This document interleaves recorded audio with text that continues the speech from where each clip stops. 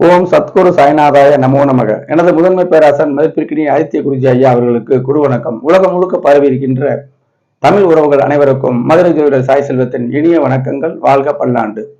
இன்னைக்கு நம்ம பார்க்க போற பதிவு செவ்வாய் பயிற்சியில இந்த 12 ராசி அன்பர்களுக்கும் எத்தகைய பலன்கள், எத்தகைய மாற்றங்கள் இருக்கும் என்பதை தொடர்ச்சியா விளக்கி வரும் நிலையில இன்னைக்கு தனுசு ராசிக்கு இந்த செவ்வாய் பயிற்சி என்ன செய்யும் என்பதை பார்ப்போம். அதற்கு முன்னாடி கோல்சாரம் என்றால் என்ன என்று பார்ப்போங்க. அடிப்படை ஜாதகம்ங்கிறது நம்ம பிறந்த நேரத்துல 12 கட்டங்கள்லையும் கிரக நிலைகளை குறிப்பிடுவது அடிப்படை ஜாதகம். சுபத்துவ பாவத்துவம், அதாவது கிரக சுபத்துவ பாவத்துவ, பாவக சுபத்துவ பாவத்துவ சூட்சும ஜோதிட பலன்களே இருக்குது. இதை எனது மதிப்புக்குரிய பேராசான் அவர்கள் கண்டுபிடித்த விஷயம். அதை ஆர்வலர்களுக்கு சொல்றாங்க, நாங்க மக்களுக்கு சொல்றோம். அப்ப கோல்சாரம்ங்கிறது கண்டிப்பா பார்க்கணும். அதிர்ஷ்டமான ஜாதகங்கள்ல அதிர்ஷ்டமான ஜாதகம் என்ன? ஏற்கனவே ஒளி அதிகமாக இருக்கிற ஜாதகம். குருநாதர் அடிக்கடி சொல்வார், ஜாதகத்தை பார்த்தோன்னா பலபலன்னு இருக்கும்பார். அப்படின்னு என்ன அர்த்தம்? ஒளி நிரம்பிய ஜாதகம். ஒளி நிரம்பிய ஜாதகம்னா அந்த சுபக்கிரகங்கள் நல்ல ஒளியோட நல்ல ஒரு தன்மையோட இருக்குன்னு அர்த்தம். அப்ப அதிர்ஷ்டம் இல்லாத ஜாதகம் என்ன? ஒளி குறைவுகள், பாவ கிரகங்கள் வலுத்திருக்கும். அதாவது அந்த லக்கணத்துக்கு ஆகாத கிரகங்கள் வலுத்திருக்கும். அதுலயும் ஒரு நுணுக்கம் இருக்கு. அந்த குரு பகவான் எடுத்துக்கிட்டோம்னா ரிஷப லக்கணத்துக்கு ஆகாதவர் தான் 8ஆம் அதிபதி. அதாவது வெளி தேசத்துல போய் நம்ம அவரை பிழைக்க வைப்பார் அப்படின்னு எடுத்துக்கணும். அவயோக திசைக்கு, அதாவது குருவுடைய பார்வை எல்லா லக்கணத்துக்கும் குரு பார்வை சிறப்பாக இருக்கும். ஆனா ஆதிபத்திய ரீதியில சில வித்தியாசமான அமைப்புகள் இருக்கும். அப்ப ஏற்கனவே ஒளி இல்லாத ஜாதகத்துல இப்ப வர்ற கோல்சார பயிற்சி இருக்குல்ல, இந்த குரு பகவான், சுக்கிரன், மாத கிரகங்கள் ஆன சுக்கிரன், 1.5 மாசத்துக்கு இருக்கக்கூடிய செவ்வாய், இந்த கிரகங்கள்லாம் அந்தந்த தசாபத்தி அந்தரங்கள் நடந்துகிட்டு இருக்கும் பொழுது இந்த அதாவது நிரந்தரம் இல்லாம கோல்சாரம்ங்கிறது நிரந்தரம் இல்லாம அப்பப்ப ஒளி கொடுக்கிற விஷயங்கள். அப்ப அதுலதான் பலன் இருக்கு. இப்ப அதிர்ஷ்டமா இல்லாம உழைத்து படைக்கக்கூடிய ஜாதகத்துல இந்த கிரகங்கள் தாங்க அவங்களுக்கு சக்தி கொடுக்குது. இது எத்தனை ஜோட புரியுது இல்ல. கோல்சாரம் சொல்வது தவறுன்னு ஒரு பேராசிரியர்லாம் சொல்றாரு. அப்படிலாம் இல்ல. கோல்சாரத்துலதான் பலன்களே நிறைவான பலன்கள், எல்லோருக்கும் நிறைவான பலன்கள் இதுல இருக்கு. யோகமான ஜாதகத்துல கோல்சாரம் செயல்படும். ஆனா அது அதுக்கு தேவையில்லைங்கிற மாதிரி அவர் உணர மாட்டார். அது எத்தனையோ பேருக்கு சொல்லிட்டேன்.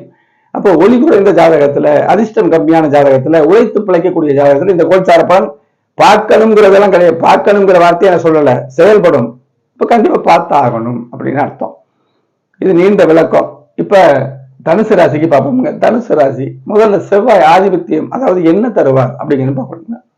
5ஆம் அதிபதி, அதிர்ஷ்டம், குழந்தைகள், சிந்தனை, இறையருள், இப்படி போகலாம்ங்க. நிறைய விஷயம் இருக்குது. இந்த இதுல ஒரு முக்கியமான அமைப்புகளை சொல்றேன். 12 செலவு செய்யறது, அதுக்கும் இந்த செவ்வாய் தான் காரணம். 12ஆம் அதிபதி இல்லையா, 5, 12.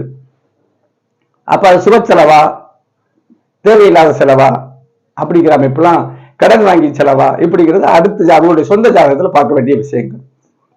இப்ப 5ஆம் இடம் தனுசு ராசிக்கு என்ன லக்கணமா இருந்தாலும் சரி, உழைத்து பிழைக்கக்கூடிய ஜாதகம்னு சொல்லிட்டேன்.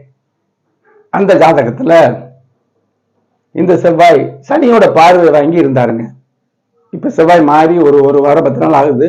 அதுக்கு முன்னாடி இருந்த அமைப்பு. அப்ப குழந்தைகளுக்கு குறைகள், அவங்க ஜாதகப்படி அவருடைய சிந்தனையால் தொழில் செய்பவர் இருக்காங்க. எல்லாருக்குமே சிந்தனை தேவை. அதுல கொஞ்சம் பழுதுபட்டிருக்கும். குழந்தைகளோட அமைப்புல அவங்க ஜாதகத்துல என்ன இருக்கோ நல்லா புரிஞ்சுக்கணும். எல்லாருக்கும் குழந்தை அமைப்பு நான் சொல்ல மாட்டேன்.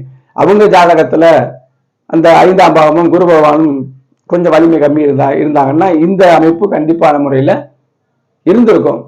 வயசுக்கு தக்கனவாறு சின்ன குழந்தையா இருந்தாங்கன்னா படிப்புல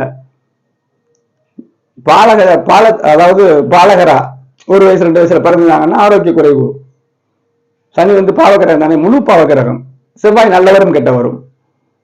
படிக்கிற வயசு அப்படின்னா அவங்களுக்கு அந்த படிப்புல தடை, வயசுக்கு தக்கன ஜோதிடம், கல்யாணமான அதுல சில அதிருப்திகள் இப்படி இருந்திருக்குங்க.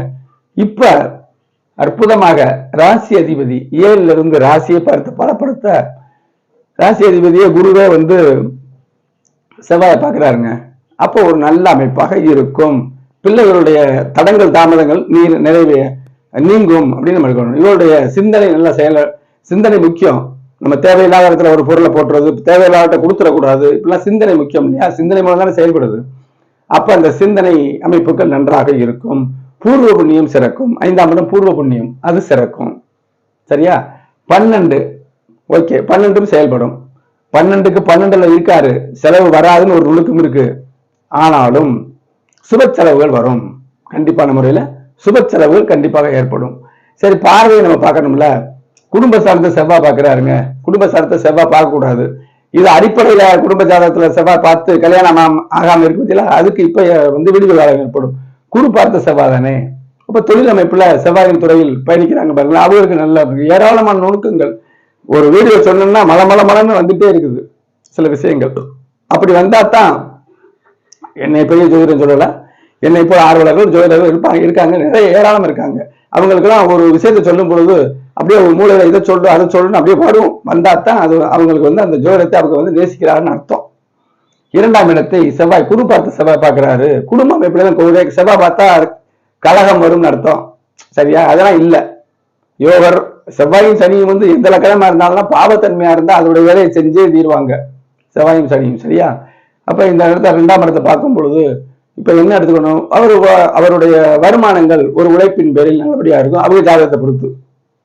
அடுத்து 5ஆம் பாவத்தை பார்க்கிறாரு, செவ்வாயை பார்க்கிறாரு. அவர் வேலையை அவர் பார்க்கிறாரு. குரு பார்த்த செவ்வாய் தான்.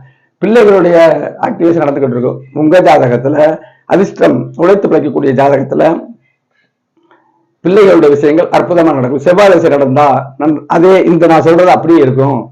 என்ன புத்தி வேணாலும் இருக்கட்டும், செவ்வாய் புத்தி வந்தாலும் இருக்கும். செவ்வாய் அந்தரம் கடைசி பகுதி அந்தரம் இருக்கும் பொழுது இது அற்புதமாக உணரும். அந்தரத்துலதான் நம்ம உணர முடியும். ஒரு ஜாதகத்துல தசாபுத்தி அந்தரத்தை கணிக்கும் போது அந்த அந்தரநாதன் இப்ப எப்படி இருக்காருன்னு பார்த்து செய்யணும். இதெல்லாம் அற்புதமான பலன். நம்ம அதை பார்க்கலைன்னா பலனே எடுக்க முடியாதுங்க. எந்த ஜாதகத்திலையும் அதிர்ஷ்டமான ஜாதகத்துல கூட சில பின்னடைவுகள் இருக்கும்ல, அது செவ்வாயா அந்தரம் என்ன செய்ய முடியும்? அப்ப அந்தரத்தை நம்ம பார்க்கணும். தசாபுத்தி அந்தரம் பார்க்கும் பொழுது கோல்சாரத்துல தசாநாதன் எங்க இருக்காரு, புத்திநாதன் கோல்சாரத்துல எங்க இருக்காரு, அந்தரநாதன் குறிப்பா அந்தரநாதன் எந்த கோல்சாரத்துல இருக்காருன்னு பார்க்கணும். பார்த்துதான் பலன் சொல்லணும். ஜாதகத்துடைய அடிப்படை வலுவை முதல்ல எடுத்துக்கணும். இப்படிதான் ஜாதக பலன் நான் சொல்றேன். இப்ப 5ஆம் இடத்தை பார்க்கிறாரு. இவருடைய சிந்தனை செயல்படும். பிள்ளைகளுடைய ஒரு பிள்ளைகளுக்கு ஏற்பட்ட பின்னடைவு வயசுக்கு தக்கன மறுமலை செல்வு, கல்வி, வேலை, தொழில், இந்த மாதிரி அமைப்பு. 6ஆம் இடத்தை பார்க்கிறாரு. வேலை சிறக்கும். வேலை சிறக்கும். குடும்பார்த்த சவாதனை வேலை செய்ய வைக்கும். 6ஆம் பாவம் வீக்கானவர்களுக்கு இப்ப எடுக்கும். சரி, 1.5 மாசம் தான் இங்க இருக்காரு. அதுக்கு பிறகு நல்ல தசாபத்தி அப்படி ஜென்ரேட் ஆயிரும் இல்ல. இதெல்லாம் ஒரு நுணுக்கம் கண்டிப்பான முறையில். அப்ப தனுசு ராசிக்கு இந்த செவ்வாய் பயிற்சி ஒரு அற்புதமான அமைப்பா இருக்கு. ஏன்னா 5ஆம் அதிபதி அவர் முக்கியமானவர். 12 செலவு சுப செலவுகள் இருக்கும். பிள்ளைகளுடைய வாயிலாக சுப செலவு இருக்கும்னு எடுத்துக்கலாம். தொடர்புகள் தானே. என்னிடம் ஜாதகம் பார்க்க, தனிப்பட்டவர்களை ஜாதகம் பார்க்க இந்த திரையில தெரியக்கூடிய வாட்ஸ்அப் நமக்கு தொடர்பு கொள்ளுங்க. கிரக விளக்கத்தோடு பலன்களை கேட்டு தெரிந்து கொள்ளலாம் தெளிவாக. கிரக விளக்கத்தோடு சொன்னாதான் உங்களுக்கு புரியும். பலன் சொல்லும் பொழுது உங்களுக்கு ஜோதிடத்தின் மேல் ஒரு நம்பிக்கையும் ஏற்படுத்துவது என்னுடைய வேலை. இப்ப ஒரு பலன் கேட்டீங்கன்னா இப்ப நடக்கும் போங்க அப்படின்னு சொல்றதே இல்லை. இப்ப அந்த குறிப்பிட்ட காலத்துல இந்த தசாபதி காலத்துல உங்களுக்கு அற்புதமா நடக்கும்னு சொல்லுவாங்க. இதாங்க ஜோதிடத்துடைய ஒரு உண்மையான தன்மை. சேனலை சப்ஸ்கிரைப் பண்ணுங்க, லைக் பண்ணுங்க, ஷேர் பண்ணுங்க. அப்பதான் நான் போடக்கூடிய நுணுக்கமான வீடியோ உங்கள் பார்வைக்கு வரும். ஷேர் செய்தீர்களானால் நீங்க மட்டுமல்ல உங்க நண்பர்கள் உறவினர்களுக்கு உதவி செய்தமே போகும். அவங்க ஜோதிடத்தை பார்த்து உண்மைத்தன்மை அறிந்து என்னோட ஜாதகம் பார்க்கக்கூடிய ஒரு அமைப்பாக இது இருக்கும். அடுத்த ஒரு பயனுள்ள வீடியோவில் சந்திப்போம். நன்றி, வணக்கம்.